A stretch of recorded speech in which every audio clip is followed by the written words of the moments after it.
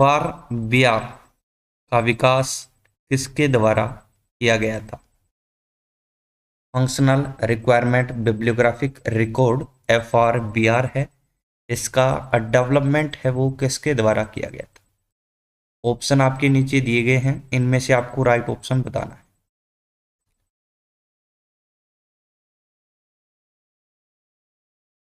इसमें आपका जो ऑप्शन होगा वो सी राइट होगा, NCA FRBR का विकास किया गया था।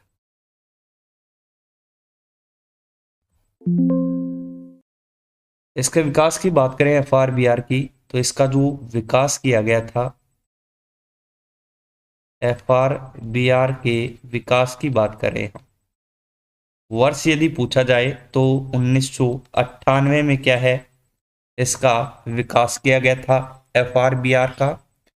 इसके बाद FRBR के कार्यात्मक समूह का गठन हुआ था। कार्यात्मक जो इसका संगठन है, समूह है FRBR का, इसका गठन हुआ और ये गठन किया गया था 2002 में। इसके बाद इसी को, यानी जो कार्यात्मक समूह बनाया गया FRBR का 2002 में, इसी को क्या है 2003 में FRBR रिव्यू ग्रुप में परिवर्तित किया गया था।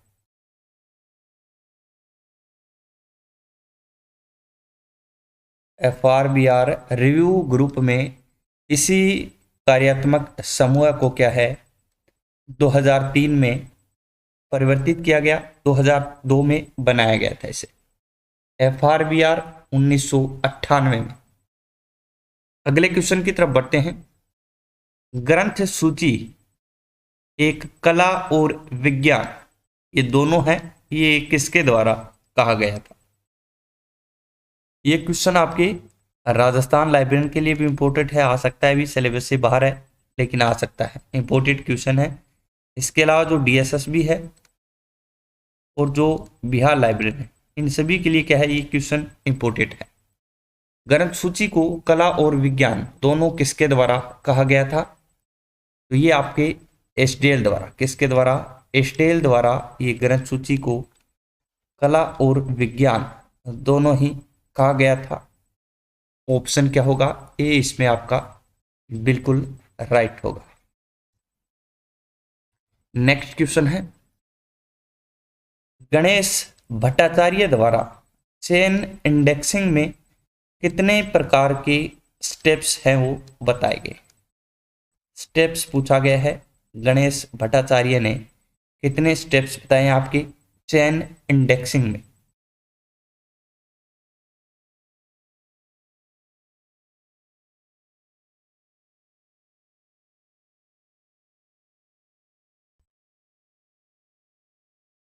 इसमें जो राइट आंसर होगा वो ऑप्शन सी आपका राइट होगा। 9 स्टेप्स बताए गए थे गणेश भट्टाचार्य द्वारा चेन इंडेक्सिंग के। चेन इंडेक्सिंग की बात करें तो इसके निर्माण की बात करते हैं। सबसे पहले चेन इंडेक्सिंग का जो निर्माण किया गया था वो आपका 1934 में किया गया था रंगनाथन द्वारा।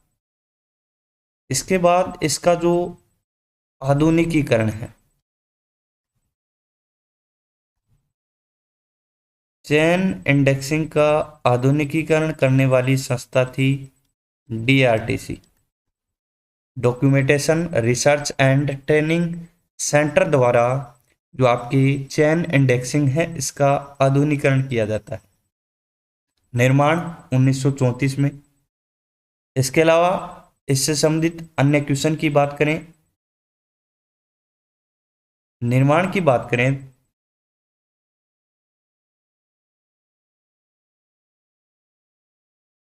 तो रंगनाथन द्वारा इसका निर्माण किया गया था।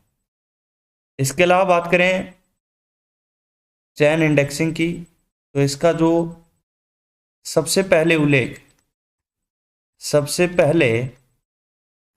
उल्लेख जिस पुस्तक में किया गया था वो पुस्तक थी आपकी theory of library catalogue. Theory of library catalogue, और ये उल्लेख किया गया था 1938 में। इसी चैन इंडेक्सिंग का जो वर्तमान स्वरूप है वो ओप्सी कहलाता है, ओप्सी के नाम से जाने जाती है।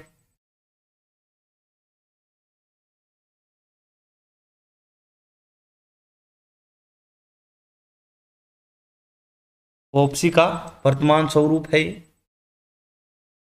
तो ये आपकी चैन इंडेक्सिंग थी। 1934 में निर्माण हुआ, डीआरटीसी द्वारा आधुनिकीकरण किया गया। सबसे पहले उल्लेख 1938 में थ्योरी ऑफ लाइब्रेरी कैटलॉग में 9 स्टेप बताए गए थे आपके चैन इंडेक्सिंग में। तो अगले क्वेश्चन की तरफ बढ़ते हैं। नेक्स्ट है OPAC online public access catalogue. वह ऑनलाइन सूची है जो कंप्यूटर पर व्यवस्थित होती है और किसी भी समय पाठक या कर्मचारी को उससे जुड़ने की सुविधा प्रदान करती है। ये कथन, ये जो परिभाषा है वो ओपेक की किसके द्वारा दी गई है, ये परिभाषा देने वाला व्यक्ति कौन है, ये आपको बताना है। ऑनलाइन पब्लिक एक्सेस कैटलॉग, इसका क्या है भी, ओपेक का पूर्ण रूप है। ऑनलाइन सूची है, सभी को पता है, कंप्यूटर पर व्यवस्थित होगी, जो पाठक या जो कर्मचारी है उसको किसी भी समय जुड़ने की सुविधा ये प्रदान करेगी। ये किसके द्वारा कहा गया है, तो ब्रोडली द्वारा, ब्रोडली द्वारा ये कथन कहा गया है। ऑप्शन क्या है, बी इसमें क्या होगा, बिल्कुल राइट होगा। आगे बढ़ते हैं अगले क्वेश्चन की तरफ। पुस्तकालय विज्ञान का कौन सा सूत्र पुस्तकालय की संरचना और विस्तार से संबंधित है? पुस्तकालय विज्ञान की 5 नियम हैं, 5 लॉज है, 5 लॉज ऑफ लाइब्रेरी साइंस, जिनका निर्माण डॉक्टर SR रंगनाथन द्वारा किया गया था। तो इसमें कौन से सूत्र में आपके संरचना और विस्तार है वो बताया गया है, संबंधित है? तो बिल्कुल इजी क्वेश्चन है, ऑप्शन ए राइट होगा इसमें। 5वां जो नियम है, पंचम जो सूत्र है, उससे संबंधित है आपके विस्तार और संरचना। इसके अलावा कई बार क्वेश्चन में आता है CD रोम, CD रोम भी आपके 5th। इसके अलावा बाल विकास आ जाए तो वो भी आपके 5वें नियम से संबंधित होगा पुस्तकालय विज्ञान के। 5वां नियम कौन सा है? पुस्तकालय एक वर्धनशील संस्था है, library is a growing organism. ये पुस्तकालय विज्ञान का 5वां नियम है। नेक्स्ट क्वेश्चन है AACR सेकंड में अलग अलग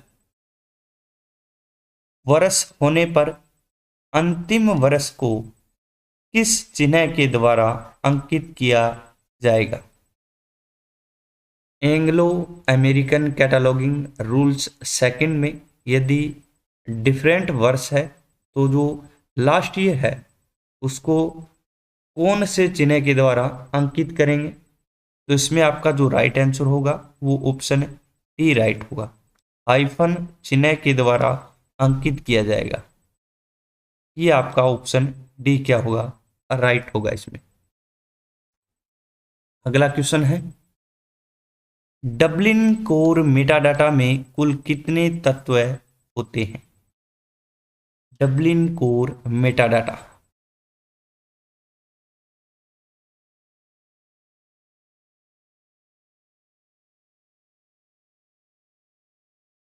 तो इसमें आपका ऑप्शन सी राइट होगा। 15 तत्व आपके डबलिन कोर मेटाडाटा में होते हैं। ऑप्शन सी क्या है, राइट होगा। कौन कौन से तत्व हैं उनकी भी एक बार बात कर लेते हैं। सबसे पहला तत्व है शीर्षक, दूसरा है बनाने वाला,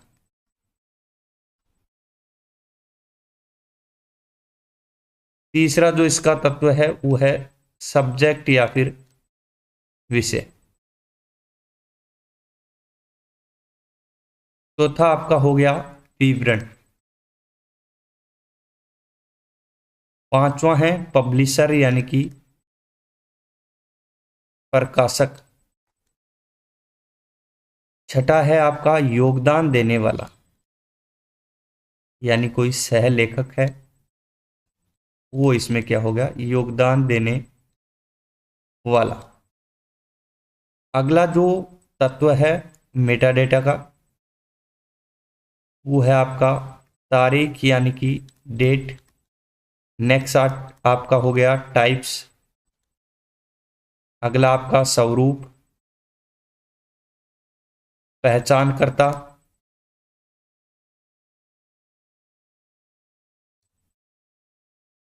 नेक्स्ट है आपका स्रोत। अगला आपका हो गया लैंग्वेज या फिर भाषा। रिलेशन हो गया, रिश्ता। कवरेज हो गया,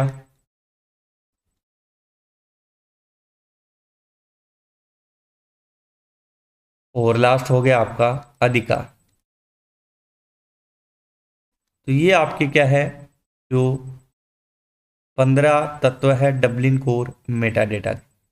शीर्षक है, बनाने वाला, सब्जेक्ट हो गया, विवरण, पब्लिशर यानी प्रकाशक, योगदान देने वाला, डेट यानी तारीख, टाइप्स प्रकार, स्वरूप पहचानकर्ता, स्रोत भाषा, रिलेशन, कवरेज और अधिकार। ये टोटल 15 तत्व आपके किसके हैं, डबलिन कोर मेटा डेटा के। अगले क्वेश्चन की तरफ बढ़ते हैं। जगत का वह भाग जो मानव को ज्ञात है कहलाता। जगत का वह भाग जो मानव को ज्ञात है, तो ये आपका ज्ञान जगत कहलाएगा, universe of knowledge. Universe of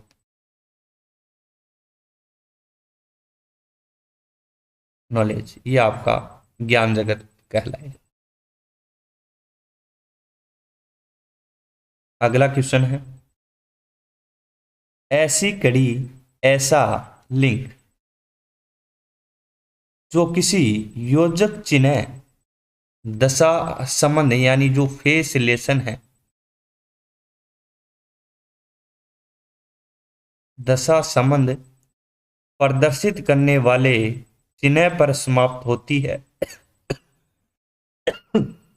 sorry, कहलाती है। ऐसी कड़ी या फिर लिंक जो किसी योजक चिन्ह, दशा संबंध या फिर फेस रिलेशन प्रदर्शित करने वाले चिन्ह पर समाप्त होती है कहलाएगी। तो ये आपकी मिथ्या खड़ी यानी फॉल्स लिंक कहलाएगा। ऑप्शन क्या है इसमें, आपका ए राइट हो जाएगा। नेक्स्ट है, रंगनाथन की किस पुस्तक में सर्वप्रथम विषय निर्माण की विधियों का उल्लेख मिलता है। रंगनाथन की कौन सी बुक है जिसमें विषय निर्माण की जो विधियां हैं उनका उल्लेख मिलता है। सर्वप्रथम विषय निर्माण की जो विधियों का प्रतिपादन किया गया था वो आपके 1950 में किया गया था, और ये किया गया था आपके रंगनाथन द्वारा। तो इसमें आपका ऑप्शन क्या होगा, सी राइट होगा। प्रोलेगोमेना टू लाइब्रेरी क्लासिफिकेशन में आपके विषय निर्माण की विधियों का उल्लेख मिलता है। इसकी बात करें तो इसके टोटल 3 एडिशन अब तक प्रकाशित हो चुके हैं। जो पहला एडिशन था, फर्स्ट एडिशन इसका, वो 1937 में आया था, 1937 में प्रकाशित किया गया था। सेकंड एडिशन इसका 1957 में, और जो थर्ड एडिशन था वो आपका 1967 में। तो प्रोलेगोमेना टू लाइब्रेरी क्लासिफिकेशन नामक बुक में विषय निर्माण की विधियों का सबसे पहले उल्लेख मिलता है। प्रोलेगोमना टू लाइब्रेरी क्लासिफिकेशन जो बुक है, इनके 3 एडिशन अब तक प्रकाशित हो चुके हैं। 1937 में पहला, दूसरा 1957 में और तीसरा 1967 में। तो ये हमारे आज के महत्वपूर्ण क्वेश्चन थे जिनका